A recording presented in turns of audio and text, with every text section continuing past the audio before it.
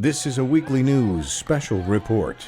The attack on Andy Gno with commentary by President of the United Federation of Planets, James Tiberius Trump. We'd like to welcome our guest tonight, President of the United Federation of Planets, James Tiberius Trump. President Trump, welcome. Captain here. Mr. President, Captain, did you see the attack? I was in my room. It wasn't me. Good one, Mr. President, Captain. But seriously, this week, Andy Gno, a journalist, a gay son of immigrants to America, a strong supporter of free speech, and most often labeled a libertarian, was covering an Antifa rally in Portland, and this happened? That's some pretty good goose-stepping. Nice clean formation. Oh, wait a minute. Seems to be a disturbance. We're just as shocked as you are. That's terrible. But that blow on the head, it could put all his previous behavior patterns into the junk heap. The only thing these guys are missing in order to look like the SS are swastika armbands. This may be one cell in a larger organism, an incredibly huge organism, in fact. I think you're right. Media companies like CNN are not condemning left-wing violence. They're making excuses to justify it. That's the first problem we're going to work on. And left-wing politicians are making excuses for the violence, too. That's another one of your problems. Left-wingers say that the words and speech they don't like are violence, but yet they say these attacks are not violent. If that's not violence, then my name is Sue. How do you do? Seriously, though, this was an attack on a peaceful minority journalist by white people who call themselves anti-fascist. Seems pretty fascist to me. What is wrong with these people? Almost as though they were irrational, drugged. I'm sorry, or what? Or drugged.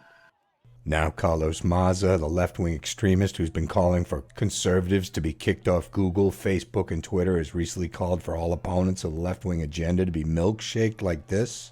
Sir, what do you think of Maza's rise in popularity? Reject him and we have a chance to save ourselves. Accept him and you condemn all of us to slavery, nothing less than slavery. I couldn't agree more. People calling for violence like this guy really burns my britches. I'll tell him you were properly annoyed. Well, seriously though, what would you say if you met him face to face? Go to the devil. I think millions of Americans would say the same thing. Well said, sir. Now, the guy punching him here appears to be wearing what are sold as assault gloves. I know that just possessing brass knuckles is illegal in most states, but aren't these gloves basically the same thing? What is your point? Well, shouldn't we pass a law to equate these assault gloves to brass knuckles so that people caught wearing them get arrested? I'll see what we can do. Well, that's great.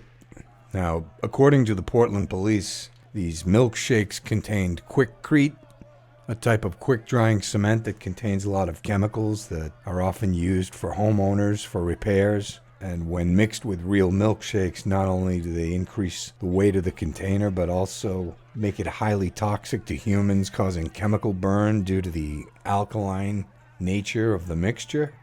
Have you heard of these concrete milkshakes before? Yes, we've heard of it. I assumed it was a lost art. Well, supposedly the Portland police are investigating the use of these chemicals in the milkshake, and they were looking for samples to bring down to the boys at the crime lab. No doubt will remain.